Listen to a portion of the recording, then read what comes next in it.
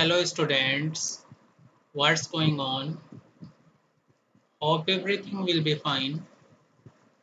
This is virtual video session of class 9 subject science and topic is ठोस द्रव or gas. This is for medium Hindi. As we know that हम जानते हैं हमारे पाठ 1 का नाम है हमारे आसपास के पदार्थ. Myself MD Asif. So चलिए शुरू करते हैं यह टॉपिक ठोस द्रव और गैस. पदार्थ की अवस्थाएं. पदार्थ की क्या अवस्थाएं होती हैं देखते हैं. भौतिक तौर पर भौतिक अवस्था की हम बात करेंगे. यहाँ पर पदार्थ अपने 3 रूप में होते हैं, ठोस द्रव और गैस. इन्हीं को पदार्थ की हम अवस्था बोलते हैं. पदार्थ की ये अवस्थाएं उसके कणों की विभिन्न विशेषताओं के कारण होती हैं. तो सभी बच्चे ध्यान रखिए, पदार्थ की 3 भौतिक अवस्थाएं होती हैं, ठोस द्रव और गैस. पदार्थ की ये अवस्थाएं उसके कणों की विभिन्न विशेषताओं के कारण होती हैं. चलिए अगला देखते हैं क्या है. ठोस अवस्था. पदार्थ की पहली अवस्था की अब हम बात कर लेते हैं, ठोस अवस्था. तो सभी बच्चे फोकस करिए, देखते हैं क्या ठोस अवस्था.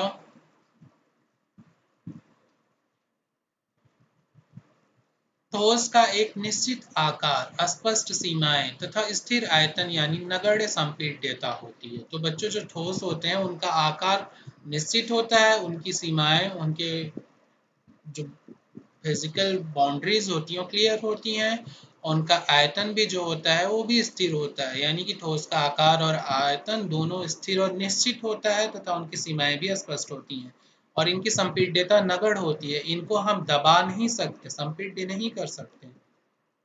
बाह्य बल लगाने पर भी ठोस अपने आकार को बनाए रखते हैं. बल लगाने पर ठोस टूट सकते हैं लेकिन इनका आकार नहीं बदलता. यानी कि बाह्य बल अगर हम बाहर से फोर्स भी लगाएं ठोस के ऊपर तो ये अपना आकार बनाए रखते हैं. जो उदाहरण आप देख लीजिए, जैसे ईंट हो गई, तो ईंट का आकार और आयतन फिक्स है, जहां पर रखेंगे उतना जगह ये घेरेगा. इसका आकार जो है आपको क्यूबॉइड के शेप का होगा, घनाभ के आकार का ईंट होता है तो उसका आकार भी फिक्स है.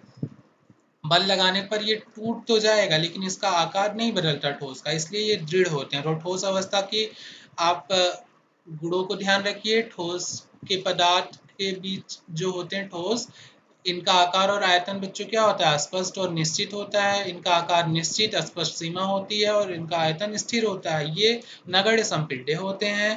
ठोस बाह्य बल लगाने पर अपने आकार को बनाए रखते हैं. ये टूट सकते हैं लेकिन इनका आकार बदलता नहीं, इसलिए ये दृढ़ होते हैं. तो ठोस क्या क्या होते हैं, निश्चित आकार वाले होते हैं, स्पष्ट सीमा वाले, स्थिर आयतन वाले, नगण्य संपीड्य और ये दृढ़ भी होते हैं. निम्नलिखित पर विचार कीजिए. रबड़ बैंड को क्या माना जाएगा, क्या खींचकर इसका आकार बदला जा सकता है, क्या ये ठोस है. विभिन्न आकार के बर्तनों में रखने पर चीनी और नमक उन्हीं बर्तनों के आकार ले लेते हैं, क्या ये ठोस है. स्पंज क्या है, यह ठोस है लेकिन फिर भी इसका संपीड़न संभव क्यों. ये सभी ठोस ही हैं क्योंकि अब देखिए आपको यहाँ पर 3 प्रश्न दिए गए. रबड़ बैंड को क्या आप मानेंगे, इसका खींचते तो इसका आकार बदल जाता है, क्या ये ठोस है. और बर्तन के अंदर हम चीनी और नमक के क्रिस्टल को रखते हैं तो उनका आकार जिस बर्तन में भरते हैं उस तरह का हो जाता है, मतलब उस शेप में वो भरा जाते हैं, उसमें मतलब फिल हो जाते हैं, भर जाते हैं. तो क्या ये नमक और चीनी भी ठोस हैं बच्चों. स्पंज क्या है, ठोस है लेकिन इनको तो हम दबा सकते हैं, इनका संपीड़न होता है संभव स्पंज का. तो ध्यान रखिए ये सभी बच्चों ठोस ही हैं, लेकिन क्यों, कैसे, इनका क्या होता है परिवर्तन, आकार क्या होता है इनके साथ, ये आगे बताया जा रहा है. बाह्य बल लगाए जाने पर रबर बैंड का आकार बदलता है और इस बल को हटा लेने पर पुनः अपने मूल आकार में आ जाते हैं. अत्यधिक बल लगाने पर यह टूट जाता है. तो इस बात को आप ध्यान रखिए. रबर बैंड का आकार तो बदलता है लेकिन जब इसके ऊपर लगाया गया फोर्स, जब इसको हम स्ट्रेच करना छोड़ देते हैं, इसके ऊपर का फोर्स हटा लेते हैं, विरूपक बल, तो ये अपने मूल आकार में आ जाता है. और अत्यधिक बल अगर हम लगा दें रबर बैंड के ऊपर तो ये टूट भी जाता है. दूसरी चीज है, चाहे हम शर्करा या नमक, चाहे हम चीनी को या नमक को हाथ में ले या किसी प्लेट में रखें, इनके क्रिस्टल के आकार नहीं बदलते. यहाँ पर आपके है, ये वेफ नहीं है, इनके है, इनके क्रिस्टल के आकार नहीं बदलते. तो ये भी ठोस होते हैं. स्पंज में बहुत छोटे छिद्र होते हैं जिनमें वायु का समावेश होता है. जब हम इसे दबाते हैं तो वे वायु बाहर निकलती है जिससे इसका संपीड़न संभव होता है. एक्चुअल में स्पंज जो होता है उसके अंदर बच्चों क्या होता है, बहुत सारे छोटे छोटे छिद्र होते हैं जिनमें वायु भरी होती है। तो जब इसको हम दबा देते हैं तो वायु निकल जाती है और उसका संपीड़न इसी कारण संभव होता है। तो ठोस, ये सभी ठोस है, रबड़ बैंड हो, चाहे चीनी और नमक का क्रिस्टल हो, चाहे स्पंज, ये सभी ठोस है, लेकिन इनके पीछे ये जो कुछ इनके गुणधर्म है, ऐसा इसलिए होता है इनके अंदर। और एक चीज आप ध्यान रखिए, ठोस अवस्था के गुणों को आप ध्यान से लिखेंगे और याद करेंगे। चलिए आगे देखते हैं। द्रव अवस्था। द्रव अवस्था में क्या दिया गया है, द्रव का आकार नहीं लेकिन आयतन निश्चित होता है। तो द्रव का कोई आकार तो नहीं होता लेकिन इसका आयतन निश्चित होता है। जिस बर्तन में इन्हें रखा जाता है तो ये उसी का आकार ले लेते हैं। यानी कि जो द्रव होता है, जैसे पानी हो गया, दूध हो गया, तेल हो गया, तो इसका कोई आकार नहीं होता लेकिन आयतन निश्चित होता है, 1 लीटर 2 लीटर। और जिस बर्तन में इसको हम रखेंगे उसी बर्तन का ये क्या ले लेते हैं बच्चों, आकार ले लेते हैं। द्रव में बहाव होता है, इनका आकार बदलता है, इसलिए ये दृढ़ नहीं होते लेकिन तरल होते हैं। सो सभी स्टूडेंट इस बात को ध्यान रखिए, द्रव फ्लो करते हैं, बहते हैं, इसलिए इनका आकार बदलता है।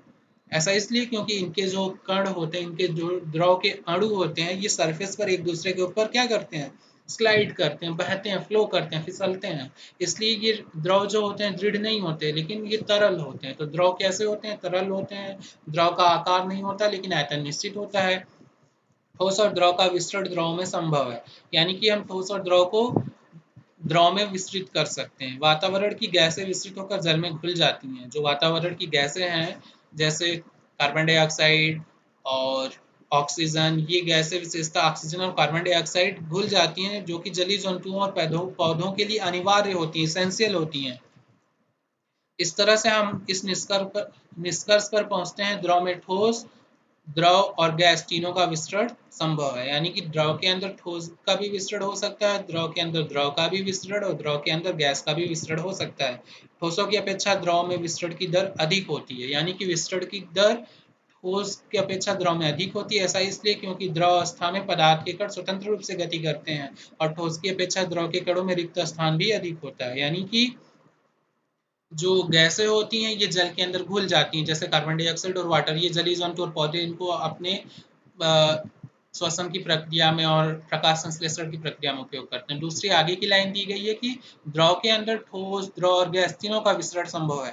ठोस की अपेक्षा द्रव में विस्तरण की दर अधिक होती है, यानी कि ठोस से ज्यादा विस्तरण द्रव के अंदर होता है। ऐसा इसलिए होता है बच्चों क्योंकि द्रव अवस्था में जो पदार्थ के कण यानी कि अणु होते हैं, ये ठोस से ज्यादा स्वतंत्र रूप से गति कर सकते हैं। और ठोस की अपेक्षा द्रव के कणों के बीच जो अंतरा आणविक स्थान होता है बच्चों, जो रिक्त स्थान होता है, ये भी ठोस की अपेक्षा द्रव में अधिक होता है। इसलिए द्रव के अंदर विस्तरण की गति ठोस से ज्यादा होती है।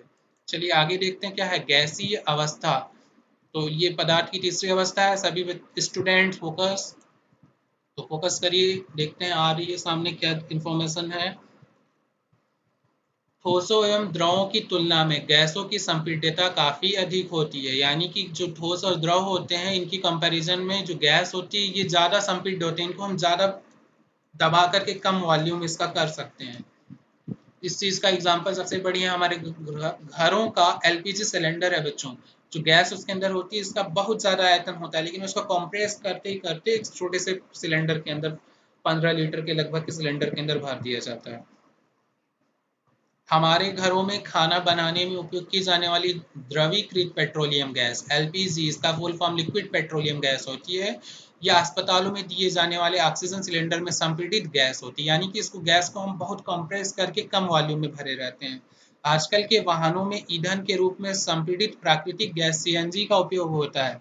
संपीड्यता काफी अधिक होने के कारण गैसों के अत्यधिक आयतन को एक कम आयतन वाले सिलेंडर में संपीड़ित किया जा सकता है। संपीड़ित मतलब दबा करके भरना, एवं आसानी से एक स्थान से दूसरे स्थान तक भेजा जा सकता है। तो इस बात को आप ध्यान रखिए कि जो सीएनजी यूज करते हैं वाहनों में आजकल, तो गैस इतनी ज्यादा संपीड्य होती है कि इनके बहुत ज्यादा आयतन को भी हम कम आयतन वाले सिलेंडर में कंप्रेस संपीड़ित करके भर सकते हैं। तो सभी बच्चे ठोस अवस्था के गुणों को, द्रव अवस्था के गुणों को, गैसीय अवस्था के गुणों को लिखेंगे और याद करेंगे।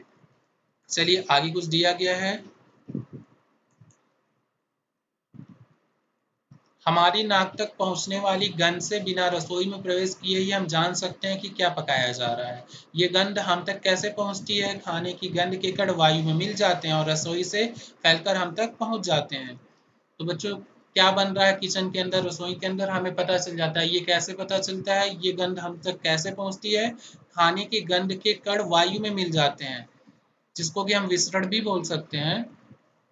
ये गंध के कण और दूर भी जा सकते हैं। पके हुए गर्म खानों की महक हमारे पास तक कुछ ही क्षणों में पहुंच जाती है। इसके तुलना ठोस एवं द्रव के विसरण से करें तो इसका बात ये है कि जो गर्म कण होते हैं भोजन के, महक के, सुगंध के, उनका विसरण तेजी से होता है। हमको पता है कि जो ताप बढ़ाने पर विसरण की गति तेज हो जाती है, इसलिए गर्म खानों की गंध दूर तक फैल जाती है, हमारे तक भी आ जाती है किचन से। और अगर इसकी तुलना हम ठोस और द्रव से करें, यानी कि गैसों के विसरण की तुलना ठोस और द्रव से करें तो कणों की तेज गति और अत्यधिक रिक्त स्थानों के कारण गैसों का अन्य गैसों में विसरण बहुत तीव्रता से होता है। यानी कि जो गैस अवस्था होती है, इसके कण के बीच की जो रिक्त स्थान होता है, अंतराणविक स्थान, ये बहुत ज्यादा होता है। इनकी गतिज ऊर्जा बहुत ज्यादा होती है। इस कारण गैसों का गैसों में विसरण बहुत तेजी से होता है। गैसीय अवस्था में कणों की गति अनियमित और अत्यधिक तीव्र होती है। इस अनियमित गति के कारण ये कण आपस में एवं बर्तन की दीवारों से टकराते हैं। गैसीय अवस्था में जो कण होते हैं, जो अणु होते हैं, इनकी गति बच्चों बहुत ज्यादा, स्टूडेंट्स जो आप फोकस करिए, इनकी गति बहुत ज्यादा अनियमित होती है, रैंडम मोशन करते हैं और बहुत तेज होती है। इनकी काइनेटिक एनर्जी, गतिज ऊर्जा भी बहुत तेज होती है। गैसों की कणों की गतिज ऊर्जा अधिकतम होती है, हमने पढ़ा है पिछले टॉपिक में। तो इस अनियमित गति के कारण ये आपस में भी टकराते रहते हैं। एक गैस का कण दूसरे से टकरा गया, गैस का कण जो सिलेंडर या बर्तन है उसकी दीवार से टकरा गया, तो इस कारण बर्तन की दीवार पर गैस कणों द्वारा प्रति इकाई क्षेत्र पर लगे बल के कारण गैस का दबाव बनता है। तो जो per unit volume per unit इकाई क्षेत्र है, तो पर यूनिट एरिया पर जो फोर्स लगाते हैं टकरा टकरा करके गैस के कण, इसी को हम गैस का क्या बोलते हैं? दबाव या दाब बोलते हैं। यानी कि दाब का फार्मूला मैं आपको बता दे रहा हूँ, सूत्र आप ध्यान रखेंगे। दाब बराबर बल बटे क्षेत्रफल। इस फार्मूले को मैं लिखा नहीं हूँ यहाँ पर स्लाइड में, लेकिन आप ध्यान से इसको अभी नोट करिए। दाब बराबर बल बटे क्षेत्रफल। दाब का मात्रक पास्कल होता है। एसआई मात्रक दाब का पास्कल होता है। इस फार्मूले को आप लिख लीजिए, आगे भी आपको पढ़ाया जाएगा फिर। सभी स्टूडेंट ठोस, द्रव और गैस के अवस्थाओं के गुण और जितनी भी लाइन आपको बताई गई इंपॉर्टेंट, सभी right and learn. Thank you very much. लेकिन जाते जाते एक चीज मैं आपको क्लियर कर दूं कि सभी चीजों को आप अच्छे से जेंटली फेयर करिए, उसको राइट करिए और मेन फोकस आपका लर्निंग पर हो, और सारी चीज़ों को आप टेलीग्राम पर सेंड करिए चेक करने के लिए। So every student write down and learn. Thank you very much.